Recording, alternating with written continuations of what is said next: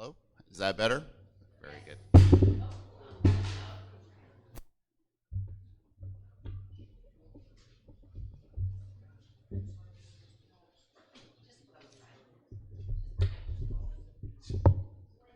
Hopefully it lasts for a little bit. Okay, good morning. Thank you for everyone for coming today. Hello, my name is Alfredo Ismaktovich, and I'm the Executive Vice President of the Cesar Chavez Foundation. I want to thank everyone for joining us this morning. Before we start, I'd like to do a little housekeeping first. If people are interested, the restrooms are right here down this little hallway. There's water in the back. If you still have some needs or questions, there's Cesar Chavez Foundation staff throughout. You just have to look for the red C to know who we are. First off, I'd like to thank our local Bakersfield staff for helping organize this event, so if we could do a little round of applause. Thank you. It's a pleasure that I welcome you for attending this event, and I want to also thank Treasurer Fiona Ma and her office for hosting their forum at our Casa de Eva complex here in Bakersfield. Casa de Eva is one of many Cesar Chavez Foundation affordable housing communities that we've developed throughout the Southwest. This specific site is 49 units of affordable senior housing with many amenities for the seniors. As you can tell, community spaces, kitchen. We have tons of activities for the seniors. We even have karaoke. I understand the treasurer likes karaoke, so you may have to come out on a Friday night and enjoy and have some fun with the seniors. The foundation normally likes to name our communities after people who are very important in the movement with Cesar Chavez, and so this property is named after Eva Camacho, who was a activist here in the Bakersfield area who really helped move the cause forward. And so, like I said, we try to name our communities after these folks. Across the way, if you're interested, is another community, the Gouveia Gardens, which is named after the Gouveia family, who also helped in the farm worker movement back in the 60s. Many people know Cesar Chavez, but they may not know that he also created a foundation for the sole purpose of trying to promote healthy communities. And one of the ways of doing that is creating a quality, affordable housing. We have about 5,000 units throughout the Southwest that we own and operate and develop. And we provide multiple services at all those sites, including services for children and after-school programs and senior services as well. So again, thank you for coming here today. Now it's my privilege to introduce California State Treasurer Fiona Ma, who was elected with more votes than any other candidate in state history, which is fantastic. She's the first woman of color and also the first CPA to win that position. She's been a solution-oriented member of the legislature, and she has served in many leadership posts, as well as authored 60 laws that have been groundbreaking for our state. So with that, I would like to invite her up and for you guys to give her a warm welcome for coming today.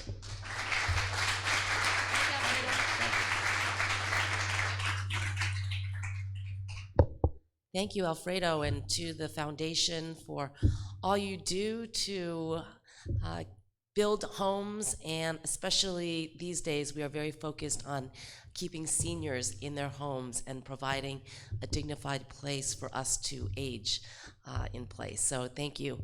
It's great to see everyone here in Bakersfield. Thank you all for coming out. I started my job on January 7th, and right off the bat, we held 5 housing listening tours, and we heard that some communities were like, why didn't you come here? So in this second round, we are here in Bakersfield, and we definitely want to hear from all of you. The second purpose is we are going to go through a reg reform process. There is nothing written in stone right now. We have a PowerPoint that we are going to present that is just a starting point, discussion point for us to move forward. Let us know if you like certain ideas, you don't like certain ideas. You could do it today, or you can send in written comments. I think Jovan is going to go through the process and later on the expectations, but we really thank you again for all you do here in Bakersfield. We know there's a lot of jobs happening out here, a lot of companies moving out here, yet there is a great housing shortage, and that's why we're here to hear what is really happening and what you all would like to see in terms of housing, right? Is it farm worker housing? Is it senior housing? It is veterans. I mean, there's a lot of housing needs here in the state, and our job in the office, my deputy, Jovan Agee, has been traveling around the state to figure out which cities and counties are actually ready, shovel ready with projects, so that we are not wasting our resources, but we are trying to build and combine our resources in a meaningful way so we can leverage as much as we can to get housing produced. Governor Gavin Newsom set a goal of 3.5 million new homes by 2025. That translates to about 500,000 homes. And for those of you in the home building space, it is not going to be easy, but if we all work together collaboratively, I think we can actually meet those goals. So without further ado, I do want to just recognize a couple of folks who are here representing elected officials. So my good friends, Matt Rogers is representing our U.S. Senator Kamala Harris. We have Eric Arias representing Assemblymember Rudy Salas. So thank both of you and your elected members for coming out today and helping to spread the word. So here is my deputy overseeing housing and economic development, Jovan Agee. He is actually from the Central Valley, so he is very excited to be able to come back and actually work on many projects that you all care about. So, Jovan.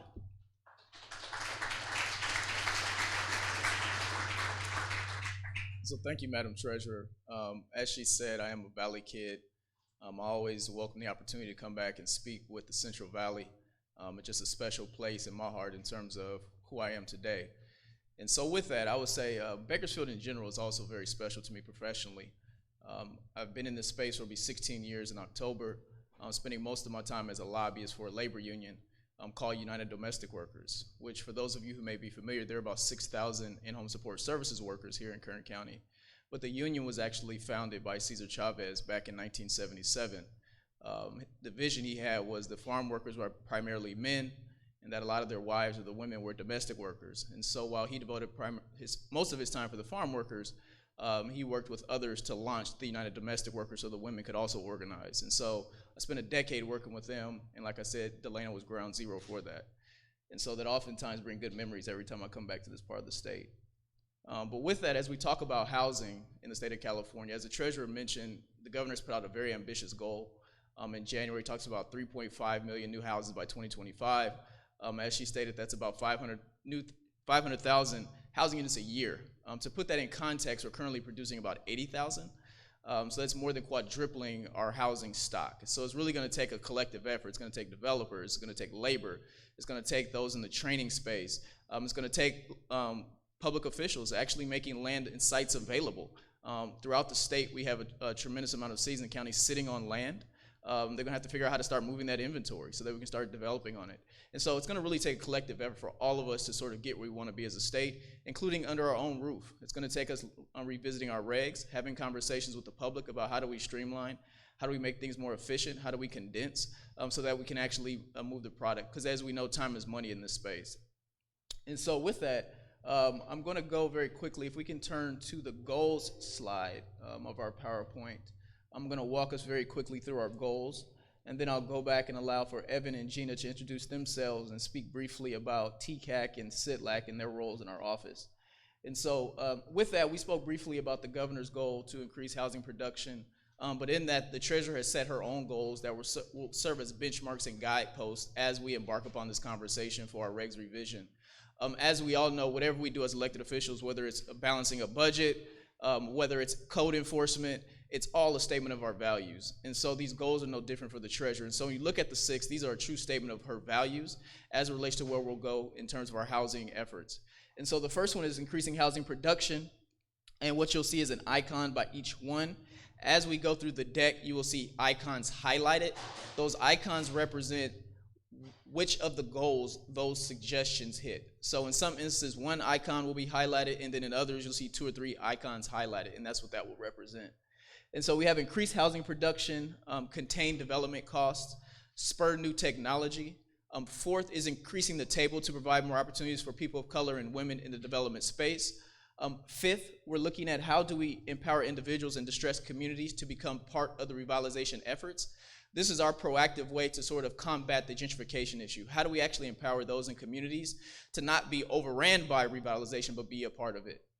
And then so lastly, as the state's banker, we really want to sort of encourage wealth building opportunities, while it's also important to ensure in the beginning end of the wage conversation, we talk about increased minimum wage and living wage and things of that nature, but it's also important to look at how do we create more opportunities upstream around development fees, developer consulting opportunities for people of color and women, so that irrespective of what zip code you live in, everyone has a true opportunity at the American dream. And so that is our 6 goals that will govern our work moving forward.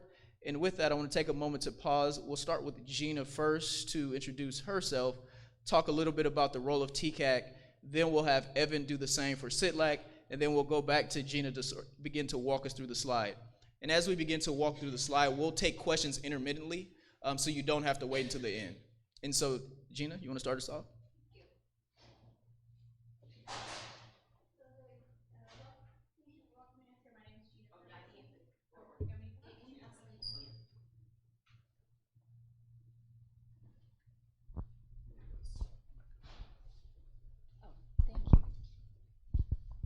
Thanks. Can you hear me? Okay, thank you. I'm Gina Ferguson. I'm with the California Tax Credit Allocation Committee staff. I'm a manager for the development section. The California Tax Credit Allocation Committee, or TCAC is our acronym, administers the tax credit program for multifamily affordable rental housing. We allocate both federal and state tax credits to do this.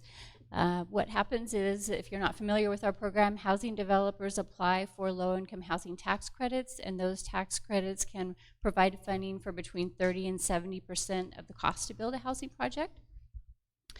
So what we're going to do is talk today about some of the suggested changes to our program, as Javon mentioned, that are in line with the goals of the treasurer.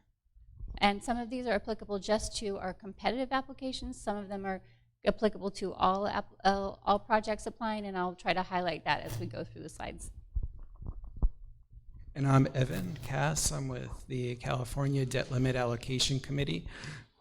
We do private activity bonds that are tax exempt for affordable housing, and we set the debt ceiling every year based on a prescribed formula per capita. And we allocate to that debt ceiling for the private activity bonds. So we are under a strict ceiling, so competitive is not too far behind. And with that, I'll pass it back to Gina.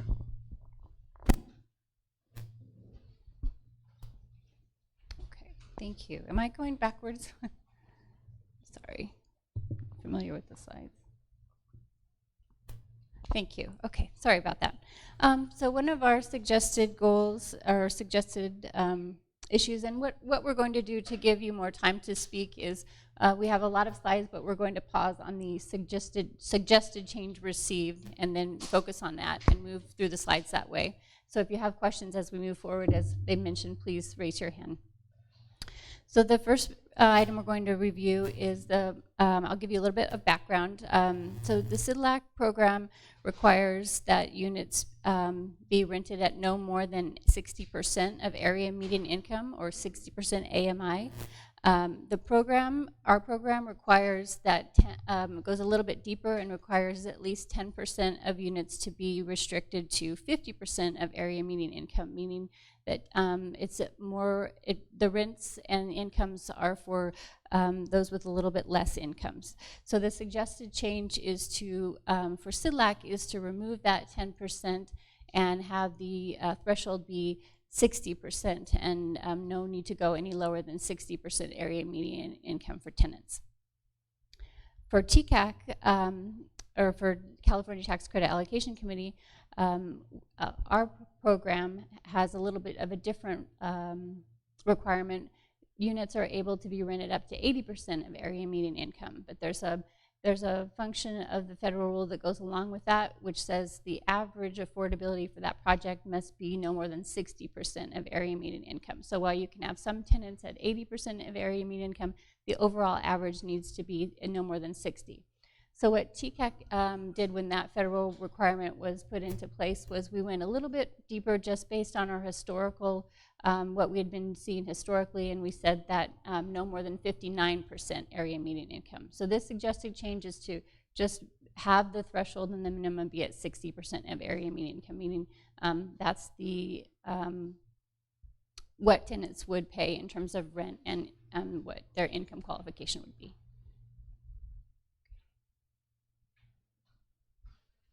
Okay, and so that is for the entire program. Right now we're going to get into a lot of changes that are really specific to our competitive applications. We have competitive applications, which in those cases, those applications will garner more tax credits per project, so it's easier to get funding for those projects. You're getting a higher level of tax credits, and so for that reason, we do have a lot of applications. We have a scoring system. And then in addition to our scoring system, we have a tiebreaker system. And that is because in our scoring system, most projects will receive the maximum points, so they're all kind of on a level playing field and they need to go to a tiebreaker. The tiebreaker, we got several changes several suggested changes related to the tiebreaker because of this, and I'm gonna go through some of those right now. And Gina, if I can add Yes. some additional context. The reason why we've been hearing that this is problematic is because while the intent of this structure was to sort of incentivize and advance projects where there was believed to have more local support based off the dollar incentive, what we believe is happening, or what the theory has been, is that there has been a suppression of unit count.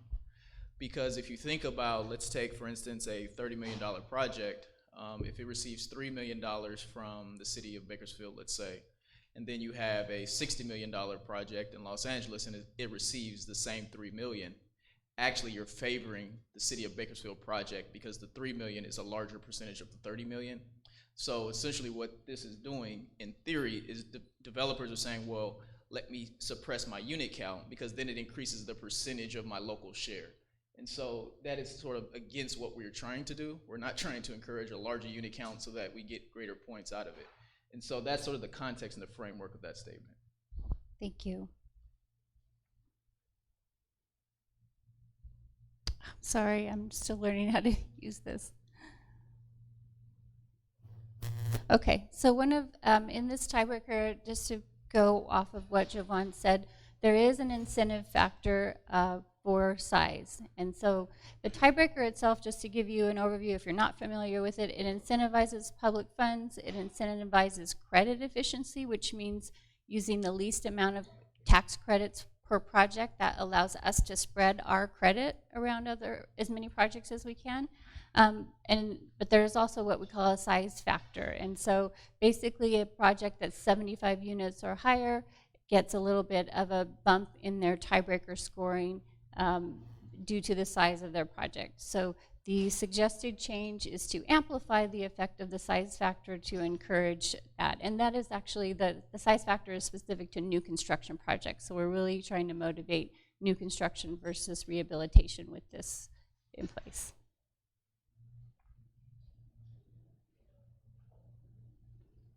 Okay, the second item that we're going to go over in relation to the tiebreaker is, as I just mentioned, we have a credit efficiency scoring, and the problem that was highlighted was that that the weighting of this is off balance and it doesn't do what it's intended to do. And so the suggested change is to do a calculation change in that scoring where it weights that ratio a little bit differently in order to give it a little more of a boost.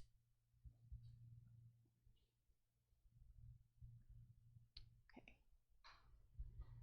We're getting a little bit technical here, so if you're not familiar with our tiebreaker, just excuse me, it does get a little bit technical, but we have, when you applied to California Tax Credit Allocation Committee, you have the option to choose either applying just for federal tax credits or applying for both federal and state tax credits. And there are many projects that need those state tax credits in addition to federal tax credits in order to be feasible. But in the way that things are in the scoring system right now, because we are trying to wisely use our state credits and make sure they're allocated, they are treated a little bit differently in the scoring system, in the tiebreaker system, compared to those who are just applying for federal tax credits only. And so this solution suggested change is to try to help even that playing field, and it's a technical calculation and just that tries to undo some of the effects of our trying to keep the state credit spread around, unintended effects. And then this suggestion and the previous one, we don't want to give the impression that we are stifling these sorts of projects or rehabilitation projects. But what we're actually looking at doing is how do we partner better? For those of you who've done development in the state of California, you can understand the difficulties of not only navigating the Treasurer's office, but if there's a Cal HFA component or an HCD component, you can easily speak to the frustrations of trying to align and cobble together those incentives. So when we talk about maximizing the tax credit and not necessarily allocating them towards rehabilitation per se, that's because Cal HFA has actually launched a program called NOAA, Naturally Occurring Affordable Housing, where they are looking to prioritize that. So it's not saying we're going to allow rehabilitation projects to go by the wayside, but we're saying how can we better leverage our other state agencies, do what we do best, allow for them to do what they do best, and then complement each other's work. Thank you. And just to clarify as well, our non-competitive program that couples with CDLAC, we do many rehabilitation projects through that program as well. And so we are definitely accepting and reviewing rehabilitation applications and getting that done as well. Okay. Oops.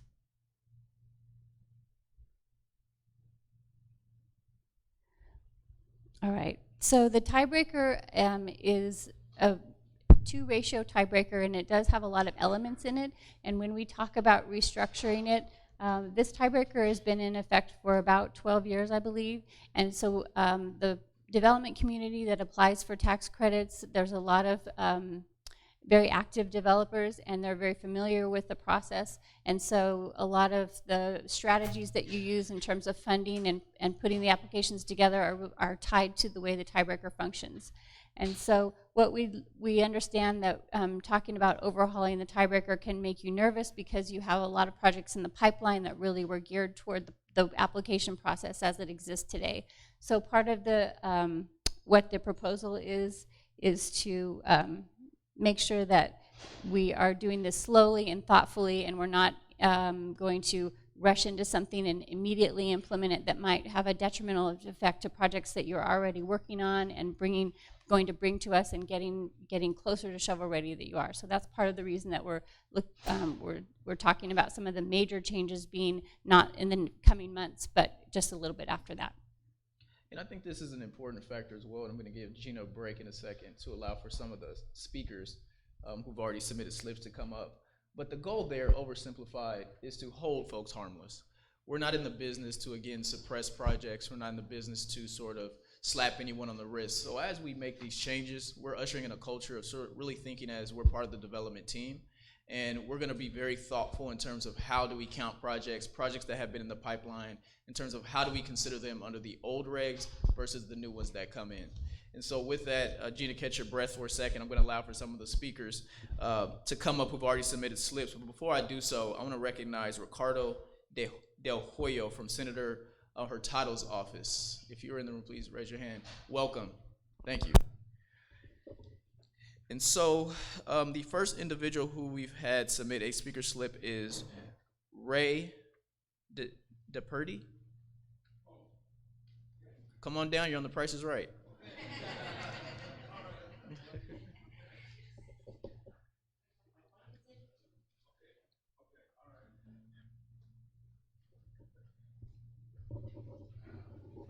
Thank you. Can you hear me? Is this on? Well, thank you very much. It's not on. It's not on? Should be. All right, how's this? Oh, okay. All right. Thank you very much. Yes, my name is Ray DePerry, and I am the executive director for the Tule River Indian Housing Authority, located in Porterville. And I would like to begin my comments by just reading from a newspaper article that appeared a few days ago with the governor, Newsom, making an apology to the native people for the atrocities, and as he puts it, the genocide of them, their culture, and their ways. He said, excuse me, he said, I wish to formally apologize to the California Native Americans through an executive order for the state's dark history of violence against indigenous people. It's called a genocide. Newsom said this in a ceremony at the state apology. He said there's no other way to describe it. I am sorry on behalf of the state of California. As a Native American, although not from California, I am a member of the Lake Superior Band of Chippewa from Wisconsin. And I moved here to California 7 years ago to work with the Tule River people in their housing development. So I tried to bring with me my knowledge and skills about housing for Native American people to help the Tule River people. When I first arrived here 7 years ago, one of the things that I found out, to my dismay, was that there had never been a tax credit program awarded to any Native American at all, tribe, at all.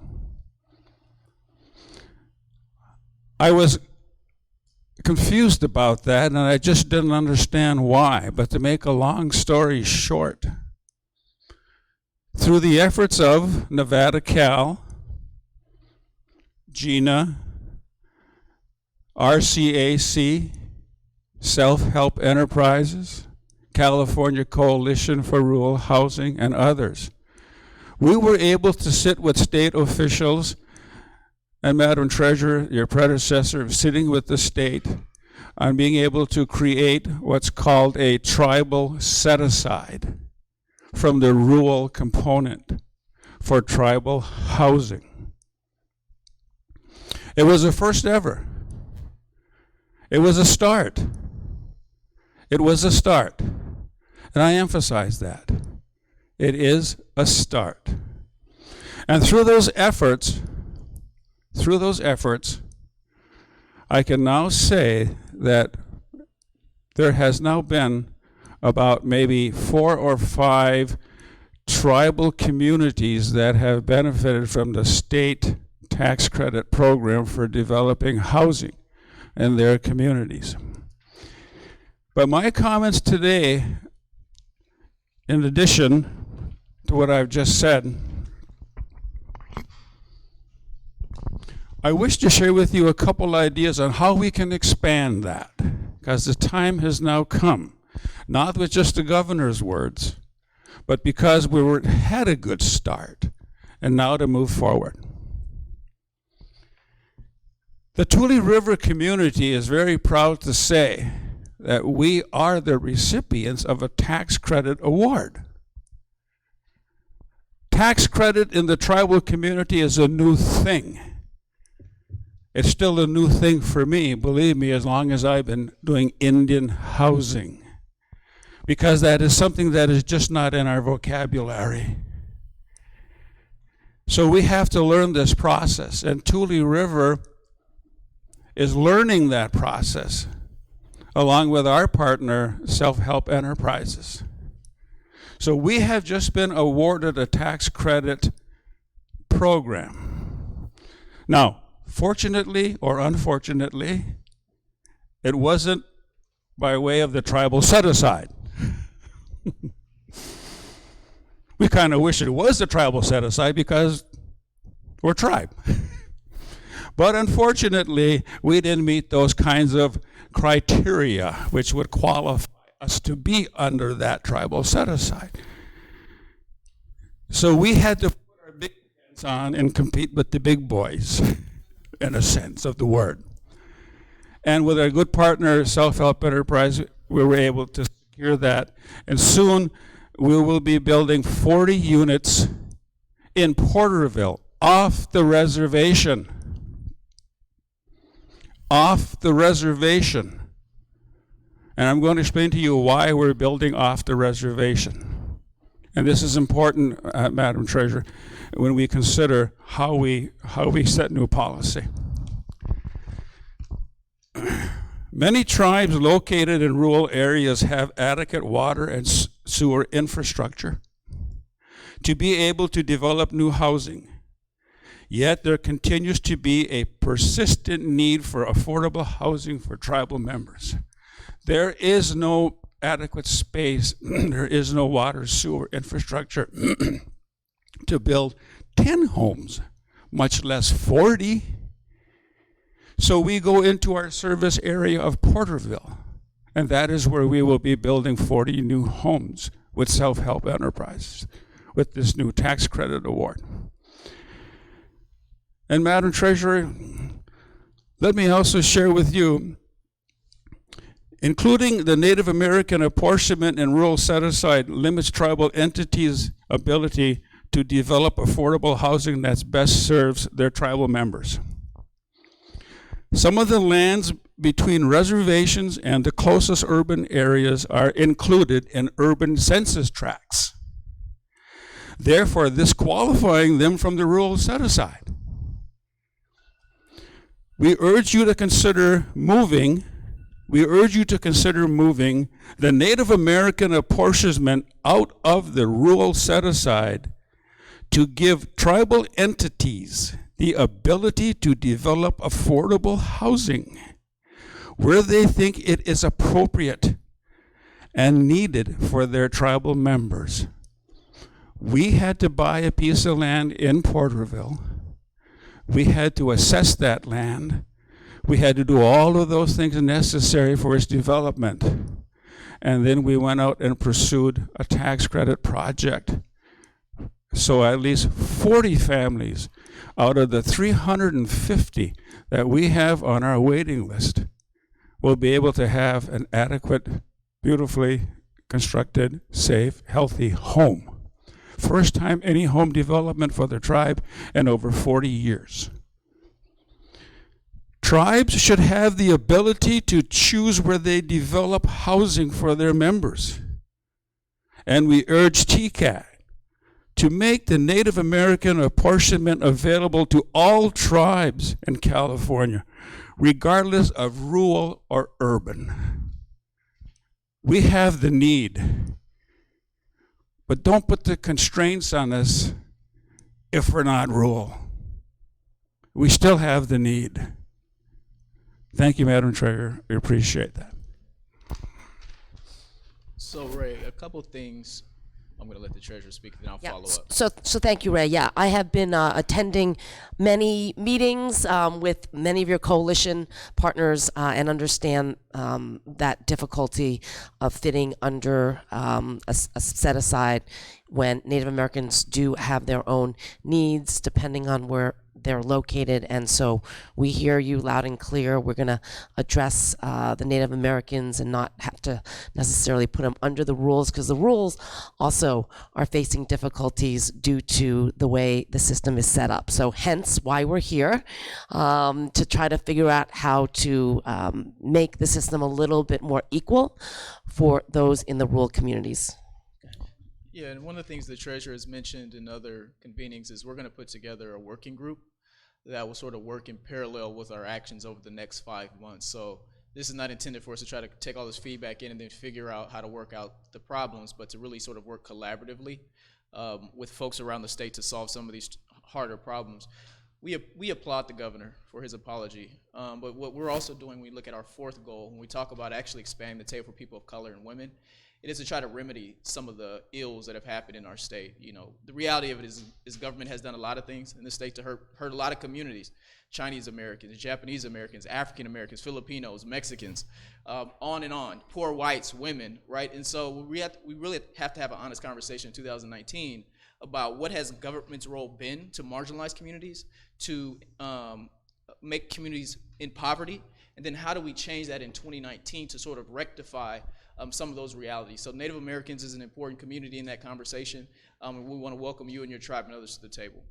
And we also understand infrastructure is also a big issue. So we were really pushing to have a revolving infrastructure loan fund so that communities that want to build, that don't have the infrastructure, would have access to funding up front, and then as they build phases out and are generating income, could actually pay back. So we are thinking about those innovative solutions, as well as brownfield remediation. That is another program under our office that we are trying to replenish right now.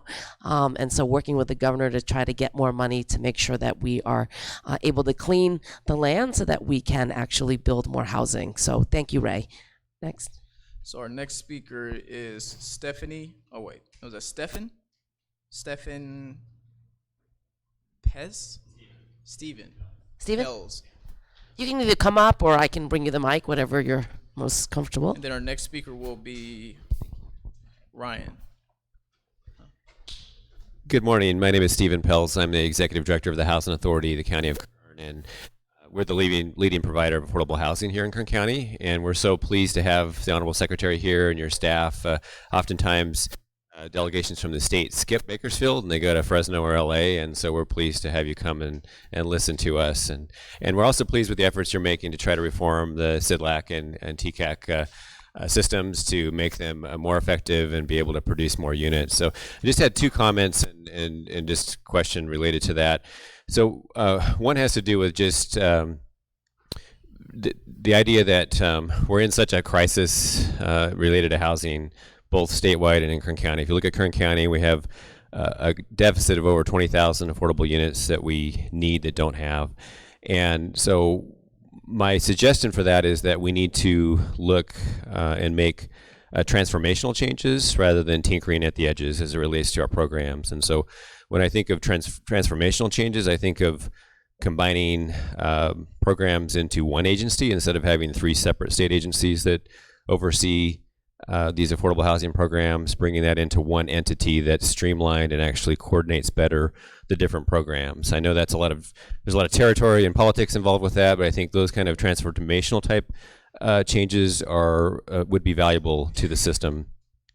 I also believe that we have to look at balancing the need for housing and the important social goals that we've attached to housing, and recognize the cost with those social goals and really make a decision, are those compatible, or do we need to find a different way to do affordable housing? So for example, if you require a prevailing wage on a project, it adds about $40,000 a unit. If you add solar to a project, it adds $10,000 a unit. You keep on going down a list of very important and valuable things that add cost to units. And so we really have to look at the state and decide, do we want to build units, or do we want to add these social goals to the housing? And finding that balance is really critical. And I think the balance is kind of swung one way, and I think it maybe needs to come back more towards the middle. And that's why we're seeing less production statewide. That's why we're seeing less production in the county. So I'd love to hear your comments about those two topics, and thank you for being here.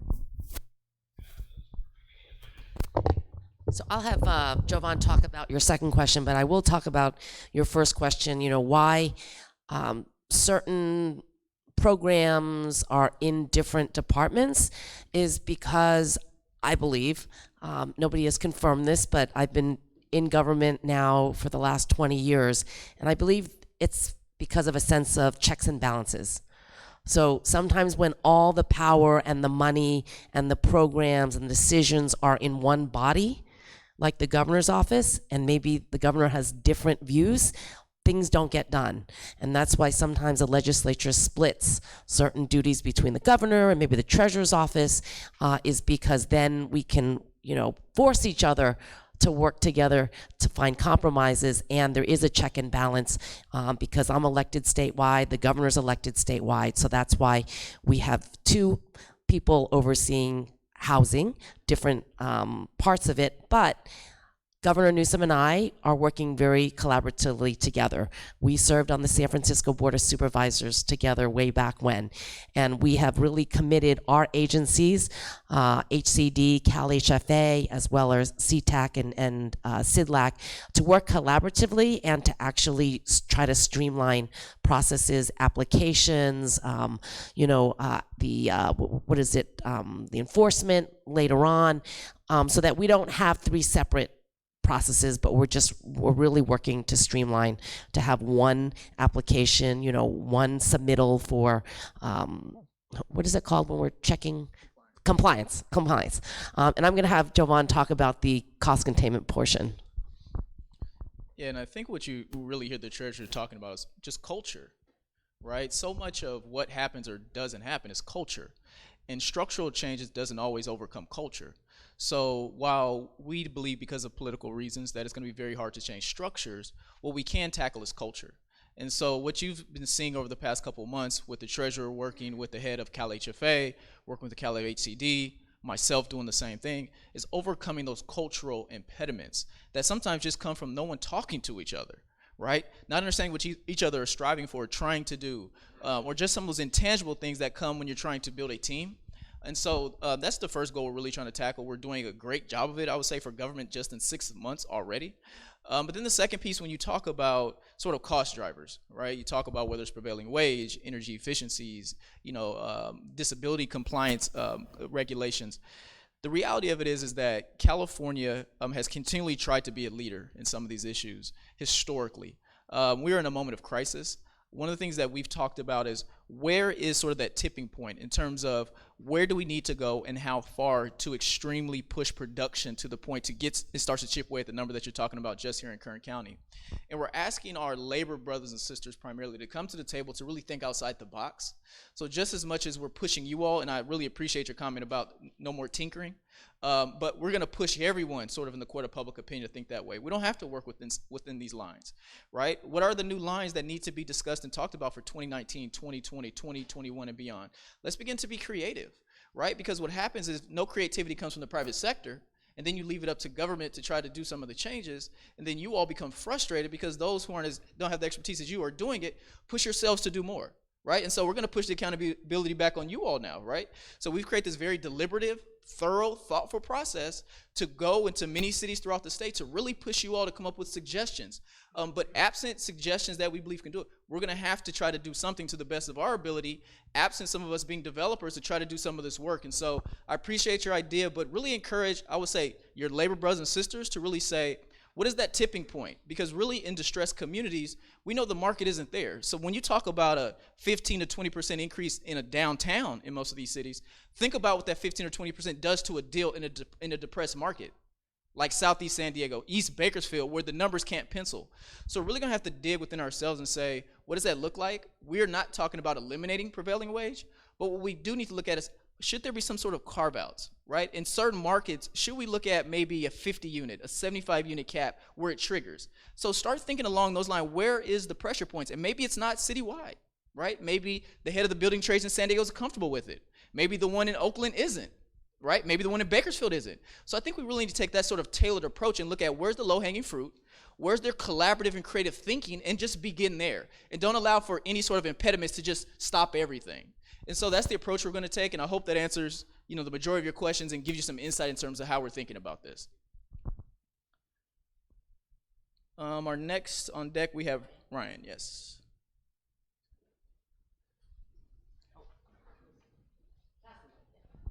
Thank you. And then after Ryan, we have Josh on deck. All right, thank you. So my name is Ryan Nance. I'm a third-generation carpenter here in town. I'm glad we're talking about prevailing wage and talking about the construction aspect of these projects. That's what we do. We are the skilled and trained workforce in the area, and And I want to speak on prevailing wage as it pertains specifically to housing construction. So just so that you guys understand, prevailing wage on one project could be the difference between a construction worker being a homeowner or having to live in the housing project that he's building. It's that thin of a line that we walk. So prevailing wage raises income by as much as 17%. It grows the middle class and reduces the number of construction workers living in poverty by 30%. So that does make up a large portion of people that tend to live in these projects. Prevailing wage prevents unfair competition from unscrupulous contractors who cheat their employees and cut corners on quality and safety. We do have a very intense apprenticeship program, and Josh is going to speak in regards to that. Prevailing wage produces more local hiring, which means millions of more tax dollars spent in construction are put to work here locally. And that obviously is something we all care about in our area. So for these reasons, we at the Southwest Carpenters support the use of prevailing wage requirements on all future housing projects. Thank you.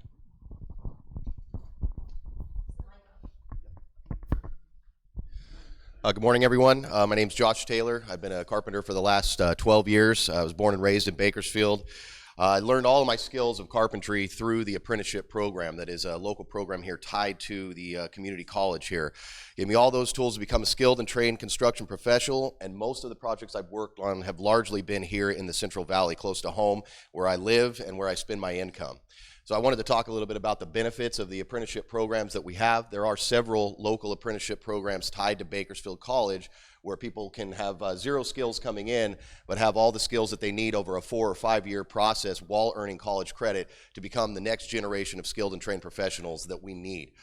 There have been deficiencies in a lot of the projects that have been coming down the pipeline, and a lot of those deficiencies are not in the major infrastructure projects like the Isabella Dam or all the freeway projects connecting our highways.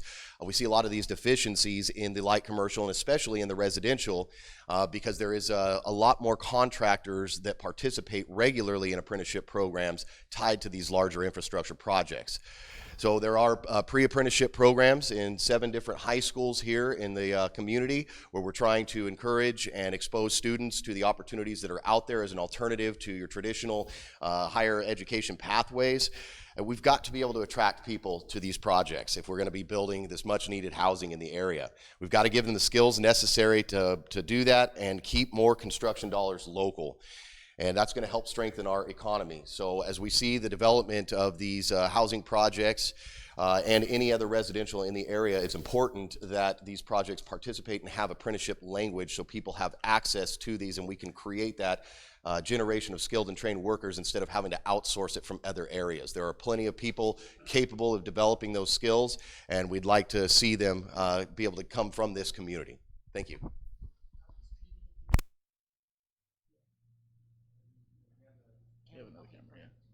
And I think to that point, you know, again, this is an area where I think we're going to have to really think outside the box because the reality of it is that a system that pits developers against labor is a problematic system. And so we're really thinking about how do we change those realities, because on one hand, if we're being honest, right, you have a pie. As a developer, you have a pie, you have a budget, and unless you're a well-capitalized developer, you're the only developer that can really probably pay prevailing wage to get projects done, which means that in of itself creates inequity. Because then you have smaller developers, which tend to be people of color, women, who will never be able to pay prevailing wage and never be able to get projects done, right? So we have to figure out that dynamic. Additionally, we have to figure out for a developer who doesn't have the capital, which means that prevailing wage blows up the project, usually in low-income communities where you stifle projects, how do we then sort of step in as government and say, how can we assist, right? And so that's what we're really thinking about, being outside the box, because while we appreciate the jobs, if there's no project, then there's no jobs, right? And what tends to happen and what we've seen is that has disproportionately impacted poor communities, right, where projects can't pencil. So what we're saying is, how do we sort of reimagine a system where things can mutually coexist versus the system we have right now where the conversation is what we're seeing. Prevailing wage or project, prevailing wage or project. That is a flawed and old conversation that we have to move past. It's going to take the developer community, it's going to take the labor community, both sitting at the table and saying, what does the pie need to look like? What does government need to do so that both can win? Do we need to increase the developer fee? right? Because just as much we talk about prevailing wage, it's not as attractive to talk about increasing the developer fee because people say, oh, they're greedy, they do this, that, and the other. Well, without them, there is no environment for work, right? There is no environment for people to live.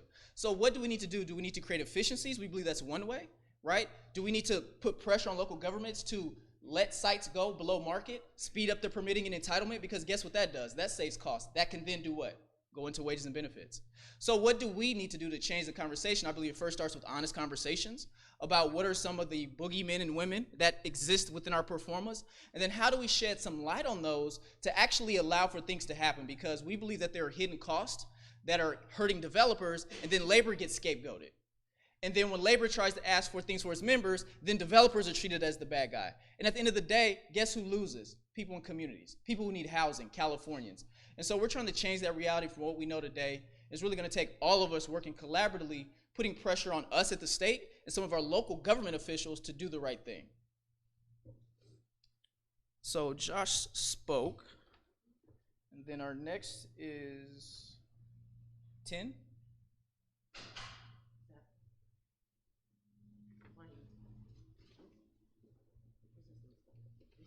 Can't read the writing. 10. Tom.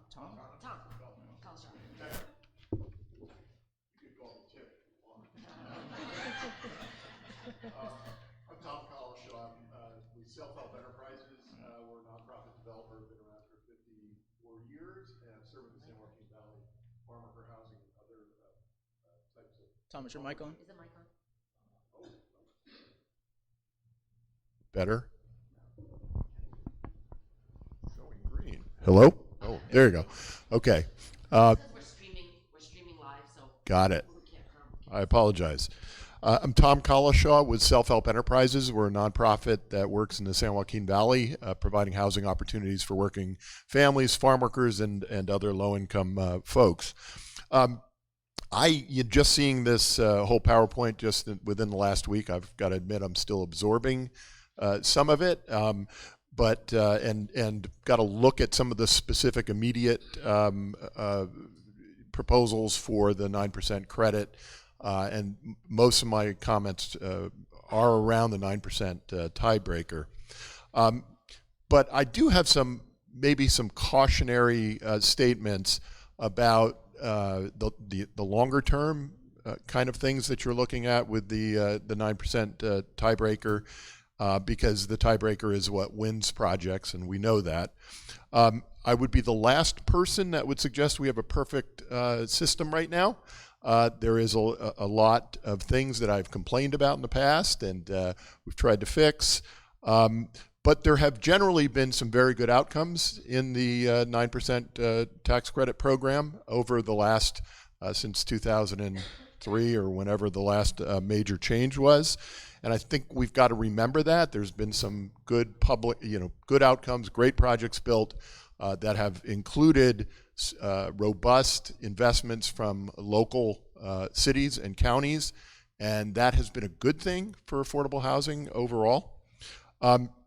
I do get concerned about raising the higher income targeting or doing less and less deep targeting of income. In the central, here in the San Joaquin Valley, many of our projects, while it's often in rural communities, the best housing in town, it's also not that different than market rate housing in terms of the rents. To the extent that you increase or allow for an increase in that, I think you could have some mismatched projects built in certain markets. I also worry a little bit about pushing everything to larger projects, or that all the projects that win will become larger and larger projects. While there are some economies of scale when we build larger projects, there are a lot of rural communities that don't need 150 units. What they need is 40 units, and yet that's a significant need locally. But so I'm concerned about that. I'm also concerned if you go to a credit per unit measurement to win the tiebreaker, that you're going to end up with unit size being the driving factor. So a bunch of one-bedroom projects will win because they're much smaller units and those kinds of things, and we would drive the program away from family projects, and that would concern me. You know, there's been a fair amount of talk about what's wrong with the current system in your slides, and that we've reduced the number of units that the tax credit program has produced in the last several years. There have been other significant drivers beyond the way the 9% tiebreaker works that I don't think we can forget about. One of those is that the tax law in 2017 has significantly changed the investor piece of the tax credit program. We're getting anywhere from 15 to 20% less per tax credit these days.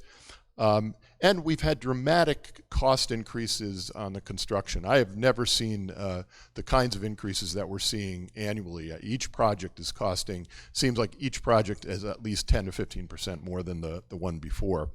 And there are a whole lot of factors around that. I would also suggest that the current system does have some cost containment factors that should not be forgotten. One is that total development cost is the current denominator. I know that we spend a lot of time putting projects and deals together where we're voluntarily reducing our developer fees, we're doing value engineering, we are reducing our credit request and leaving a lot of tax credits on the table and based on the basis that we have. So I think we already are driving costs down to the extent that we can.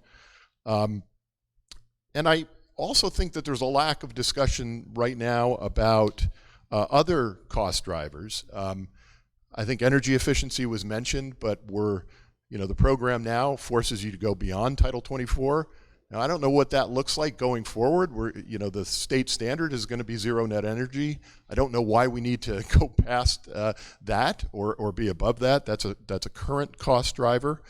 Prevailing wage is mentioned.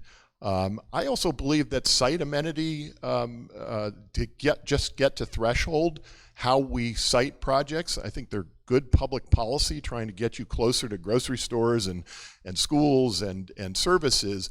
That's all a good thing, but occasionally that does drive up the cost of land because there's only so many zone sites that actually will compete for the program. Lastly, I will just say that we've tried a similar system to just a basic credit per unit measurement in the 90s. I was actually doing housing then, and we had some bad outcomes in those days. And there's a lot of housing, just driving everything to the cheapest units also has a lot of concern. So those are my cautionary tales, but that said, I am very appreciative of your doing this. I've seen you, Madam Treasurer, more in 6 months than I've seen any treasurer before that, and the fact that you're out here having these important discussions, we really appreciate it. Thank you very much. Thank you. Patricia Wright. Patricia?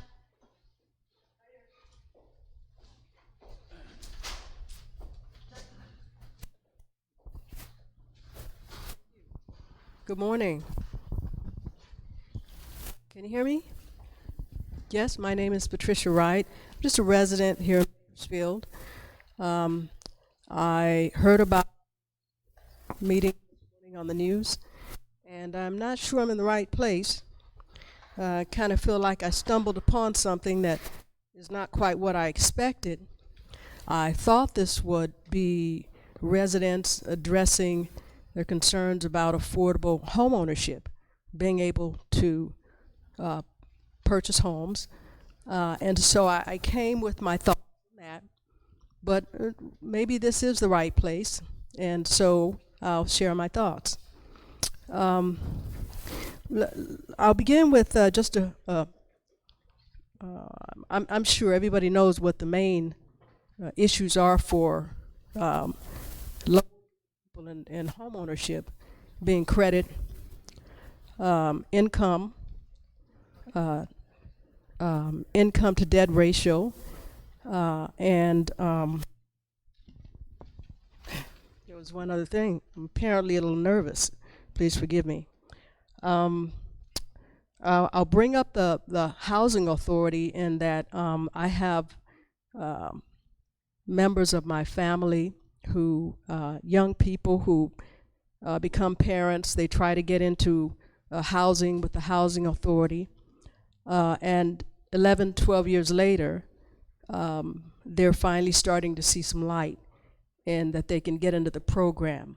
In the meantime, they end up living in unsafe neighborhoods with a lot of crime and gang violence, and that's a problem. I've even seen young people that have to go and stay in motels with their families, and they have 1 room, 2 beds, and they're paying as much for these what turns out sometimes to be months in between being able to get into an apartment, and they're paying as much as they do for an apartment.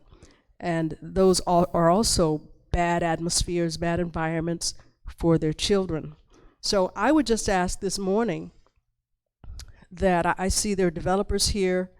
I don't really see anybody representing the residents here. So I would ask that you please take into consideration the fullness, the full scope of the issues that we're dealing with in our communities. I kind of took some notes here, and I don't want to take too much time, but I would offer that I have seen a few new places go up in Bakersfield, and again, finally, I see people starting to see light who have been waiting a long time to get into housing authority and a Section 8 program. But what I'm also seeing is a lot of these places are really, really large, and eventually they go down because the problems that people are dealing with that are keeping them from getting into home ownership, for example, is financial literacy. And so that if financial literacy could be offered, budgeting and things like that to the people who are able to get into the Section 8 programs and to these lower income housing developments, that there be a program in place to help them to learn budgeting so that they can elevate up to home ownership at some point. Someone mentioned also developing on land, and I wonder, I'm not familiar with this. I actually ended up kind of fell upon this list of speakers because I asked for some literature when I came in. I think he misunderstood me, so I ended up with a mic. But that's fine if there's literature available, so that I might understand what you have on the board here, because I'm not familiar with this, but I'm wondering if it's possible if someone has a vacant lot, for example, if this system that you're talking about would allow them for some kind of a special financing to build a house on that lot. And I think that's pretty much all that I had here.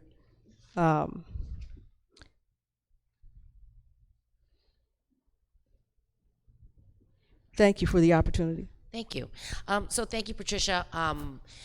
When we opened up this meeting, we basically said, when I first got elected January 7th, we went out immediately with a 5-city listening tour, and Bakersfield was not on the list. We were in Sacramento, San Francisco, Fresno, Los Angeles, and San Diego. And so other cities said, why don't you come to us? And so we then decided in this second process of doing reg reform that we were gonna try to hit the other cities that we did not go to, so hence we are here in Bakersfield, and we welcome your public comments. That's why we're here. Number one, we are gonna listen to everyone who fills out a slip, and if we run out of speakers and still have time, we can go back to the PowerPoints. Okay, so just know that you know, our main purpose is really to hear from you and others. And so thank you, Patricia. I just want to touch on a number of things since I have the opportunity.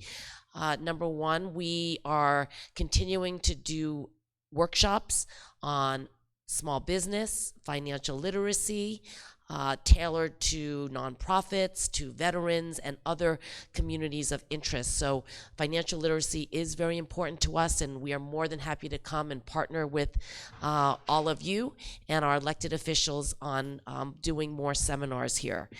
I also recently sold $180 million to refund the CalVet home loan program. For those who are veterans, it provides down payment assistance as well as closing costs, and it's not based on FICO scores. So if you are a veteran who was not dishonorably discharged, that is a home loan program. Cal HFA also has a first-time home ownership program. It's not very well known, but we do give better rates than the financial institutions, and again, it's for down payment assistance as well as closing costs.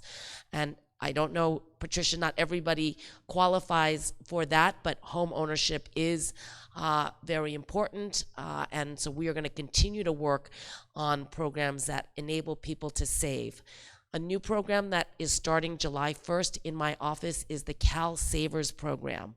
So any employer who does not offer a retirement program to their employees will be required to sign up their employees with our Cal Savers, and that is really to encourage people to save for their first home, for retirement. So some of the information is out here on the table out here, but to the extent that I can provide or my staff can provide more information about specifics that you are interested in, please let us know. You know, I would just like to add, I just applaud you for coming out. I mean, I think what you're doing in some way is symbolic of the larger issue, right? At a moment where we're in a housing crisis and we have in the room primarily developers and labor, where is the resident voice, right? And so you taking the initiative, you singing, you coming, is part of the hurdle we have to overcome, right? And so no matter what we do up here, if individuals don't get engaged, it won't matter. And so I just want to applaud you for showing up, for you expressing, for you keeping us mindful in terms of the resident perspective, but also looking at one of the things that we talked about, Goal 6, our wealth building opportunities. One of the things we're going to explore is, are there opportunities for sort of co-development relationships, right? So can we look at residents of these dwellings also being part of the developer team? So when we talked about looking at how do we sort of increase a pie so that we alleviate tensions amongst whether it's developers and laborers or developers or whoever, how do we also sort of expand the pie in a way that maybe allows for a share of profit to go to residents? Now that's real wealth creation, right? That is more than any minimum wage increase will do over the next 10 years. And so those are the type of things we're looking at when we really talk about how do we change the financial realities of people living in dwellings. And so just applaud you for being here, stay engaged, stay abreast about what we're doing, keep us mindful if you're not hearing us talk about things that you believe will improve your living conditions. So thank you. Ian Sharples.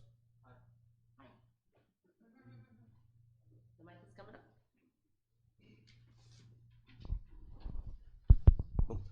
Hi, my name is Ian Sharples. I'm the Director of Public Affairs for the Income Property Association of Kern. We're a local chapter of the California Apartment Association. We represent landlords, property management companies, and other people who service the rental housing industry. So our perspective is a bit more downstream than from developers and development. But one of the things that we've been seeing is a real need for one-bedroom units, especially in this community. We get calls from people trying to move in to Bakersfield. It's not really our thing, but we get calls from people. They've been telling us that it's very difficult to find one-bedroom units. We also are very involved with the Homeless Collaborative. We're members of the Homeless Collaborative. We just had a summit last week trying to get landlords to commit units to housing homeless individuals and amend their policies to let people who have housing vouchers get into their units. And we're also finding there that it's much easier for a landlord to set aside like a one-bedroom unit than it is, a 2 or 3 bedroom if that's what they have. So there's a strong need for one-bedroom units. Just in general, we're finding both affordable and market rate. That's really what I got. Thank you. Jane Barr.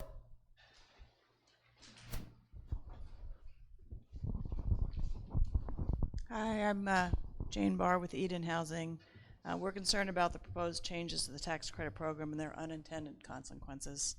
While they may get more units built at a faster pace, the end result could be more units at less affordable rates, many of which at 80% rates could be very close, if not at market, in rural areas. If the cost is taken into consideration, this could also decrease affordable housing units produced in urban areas across the state. Finally, this could lead to a situation where there are not enough bonds for housing projects. Put your mic closer to your mouth. Finally, this could lead to a situation where there are not enough bonds for housing projects, and this would be a first. This could further strain the efforts of nonprofit affordable housing developers who largely produce the affordable housing units at rates from 20 to 50% of area median income in this state.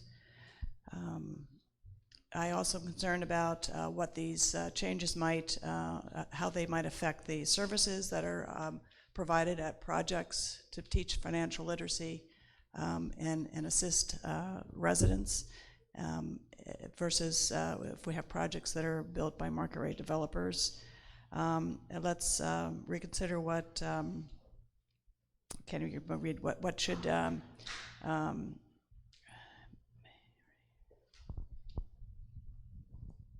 what shovel-ready means. That may not be the best starting point if it necessitates watering down the program. Please consider inviting executive directors of nonprofits to meet with you for their perspectives and input on achieving affordable housing production. Thank you. So thank you, Jane. I have been meeting with everyone. I have a policy that I meet with everyone, anyone who calls me. So I have been meeting with the nonprofit housing developers as well. I live in San Francisco, and so I'm very conscious of all the good work of many of the nonprofits are doing. So thank you. Okay, Allison Seals.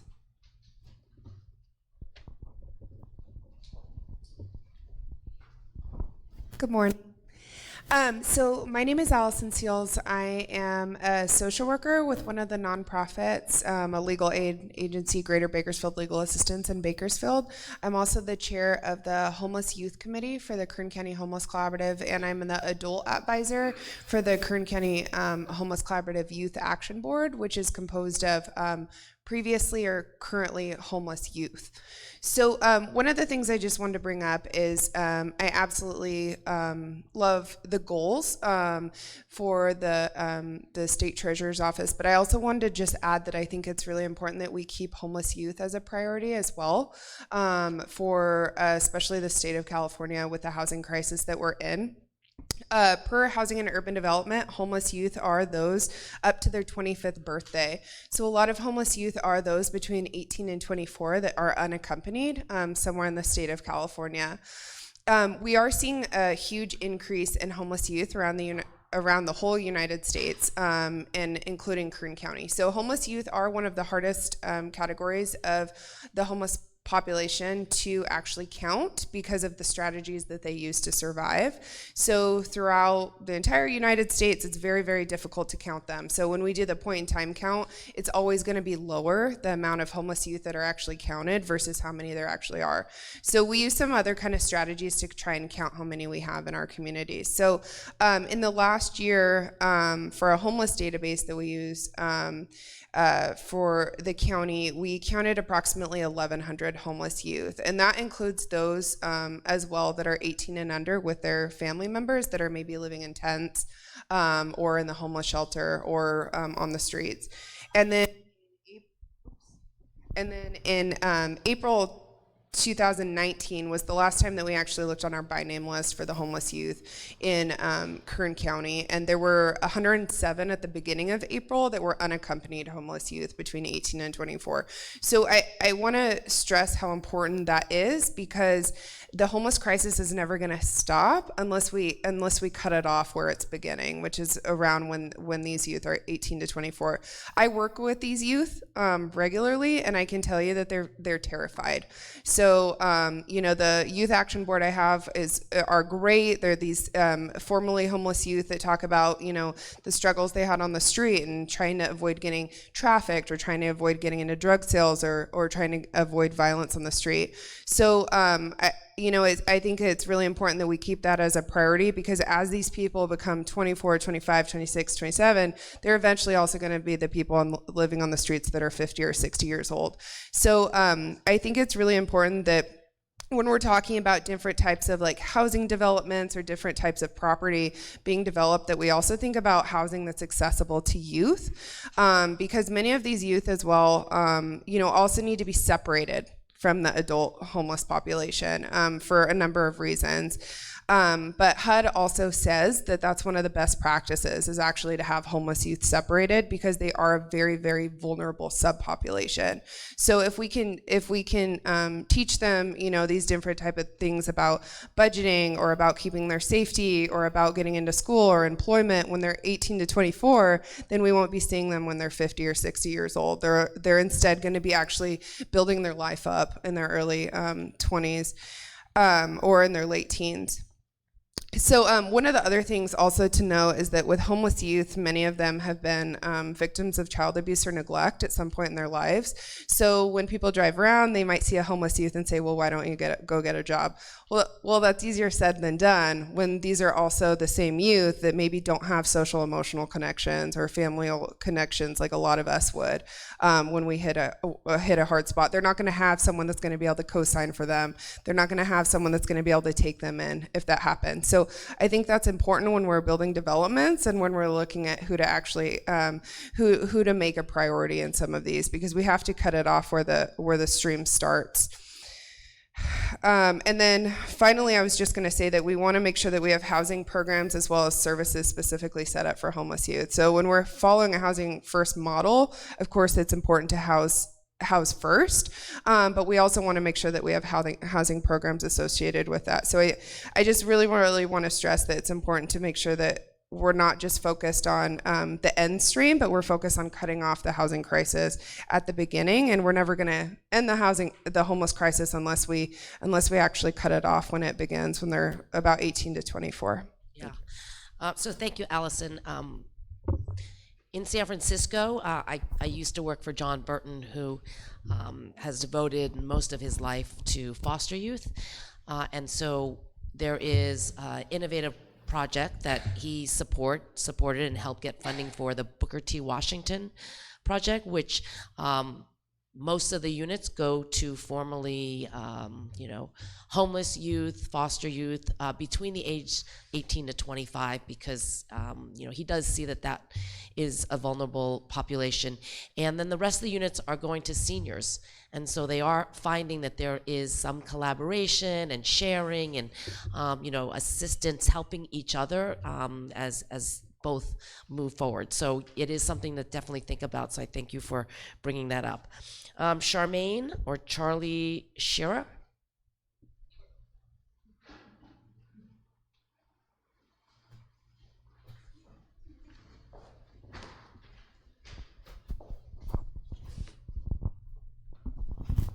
Good morning. So one of the things I wanted to address is the stigma surrounding homeless and low income. Originally, I worked in the emergency room for many years, and I saw how many people were underserved for medical reasons. And then when I went to work in public health, I saw just how many families are on the edge of homelessness or living in homelessness, but not counted because they're living in a garage, they're living on someone's couch, they're living in spare rooms. And so one of the things I see is it's families, it's single families, it's moms with children, it's dads who are working, and like this gentleman said, they're working construction, they're building these homes but not able to live in these homes. And they're, some of them have amazing skills that I've seen. And then, going through periods where I've had 2 or 3 clients become homeless within a month, just going from seemingly stable to homeless because paychecks didn't come through, something didn't come through, and they're just always on that edge. And then just a few days ago in Bakersfield, we had a project that came under public criticism because they felt like the community hadn't been warned that this development was going to come into the community. And it felt very much like a not in my backyard sort of issue. Like, you know, that's something, that stigma is so strong in Bakersfield. It feels like so many times they're looking at homelessness and they're not seeing who they are. These are people. And it's something that I feel like, you know, maybe flyers could have been mailed to members in these areas around the community saying, hey, there's great families with children coming to your community. They're going to revitalize it. These are people that you should welcome into your community because they would live here, they would go to school here, they become part of you. Not us and them, but all of us together. And so that's something that I see we need a lot of education on for the stigma of that. Sorry, the stigma of that with homelessness. And then some of the things that people don't realize is here in our community, we've lost hundreds of homes because of fires, like the Erskine fire. That displaced, I would say, probably close to 1,000 individuals. And so these are people who should also be welcomed into the community and say, hey, you know, you don't realize it, but that guy in the truck, he's from Erskine. You know, maybe you should look at this project as something that will help people that were displaced. And in California, we're always going to have that problem. We're always going to have people being displaced by fires. And these are families and they are worthy. And so that's what I felt like, is that, you know, how are you going to like either help fund this education or possibly studies that show this impact on the communities that welcome these low income or homeless people into these projects and bring them into the communities? Yeah, thank you. So a lot of this work, you know, we're looking at increasing the role of some nonprofit and other organizations that do that sort of academia, university, and others that should really be looking at that sort of work. I would say for us, you know, one of the things we want you all to be sort of thinking about as we work collaboratively is how do we focus and how do we create priorities? Because when we're actually in a moment of crisis, it's not going to be realistic to think that we can have goals like this, we have priorities like this, but sort of how do we sequence our goals and how do we create an understanding that it's not a no, but maybe it's a when and how?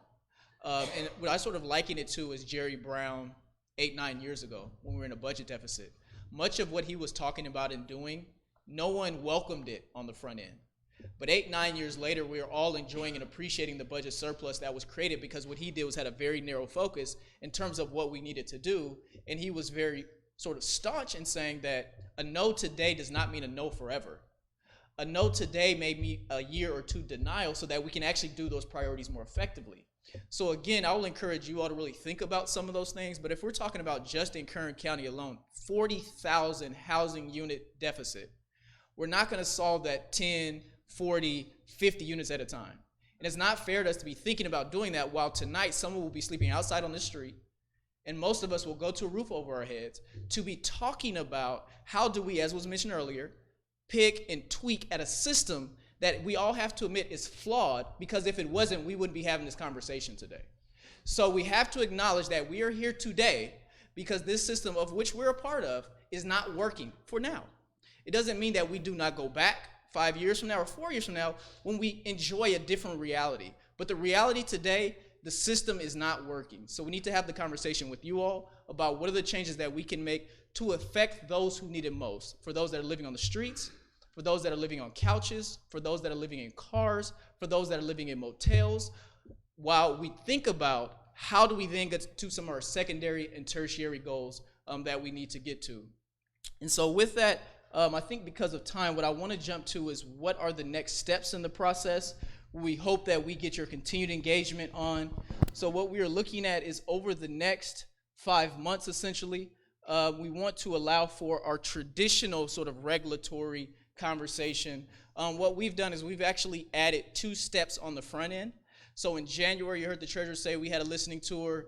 This is our second round of it. These are 2 unconventional steps that we've added to the process to do exactly what we're doing, to make it clear on where we want to go, to make it clear that you are a welcome stakeholder, and to make it clear that we want you to continue to be involved in the process between now and October.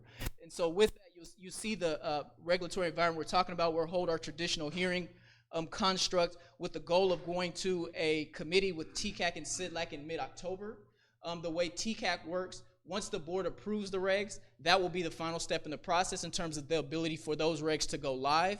For CDLAC, there is an additional step where the regs will then have to go to the Office of Administrative Law, where best case scenario, they could have the regs approved by January of 2020. Worst case scenario, which we hope does not happen, we can see approval in May. And so with that, I just want to say thank you to you all for being here. We would really press you all again to really think creatively, to work with us, for you all to really think about the priorities. For those of you who've been in the space 10, 20, 30 years, while again, we want to do things that are big, bold, audacious, but at a moment of crisis, what are the things that we can do to put the most units up the most quickly, even if that means us weighing in to move some of the W-I-L-L, the will barriers out of the way, which is just sometimes people not wanting anything in their backyard. And so with that, I'm going to turn it over to the treasurer to make some final remarks before we wrap up. So again, just thank everybody for coming out, and just know that we not only are listening to all of you, but working with other stakeholders who may not be here at the table. There are a number of banks right now that have committed $1 billion to affordable housing, and we are engaged with them to say, don't just give out grants, willy-nilly, but please engage with all of us so that we can leverage the money so that we can build, in a smart, cohesive way, instead of everybody just doing what they're doing. So we also at the Treasurer's Office do deposit money to local community banks. So if there are banks here that are doing a great job, that are servicing the community, that perhaps could use some, we call it the time deposit money, because when we deposit money with them, their charge is to get the money out to the community, whether it's small business loans, home mortgage loans, car loans, student loans, whatever it is that the community needs. So please also refer them here to us. So without further ado, I see our supervisor here. Do you want to come up and say a couple words? You just snuck in.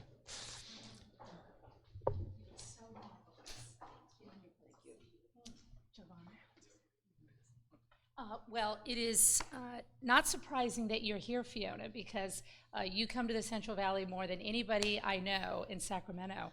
And I want to say thank you for that, because I know of your heart for the Central Valley. I know Jovan very well. We're very excited to partner with you on a massive development and build out in the MLK corridor.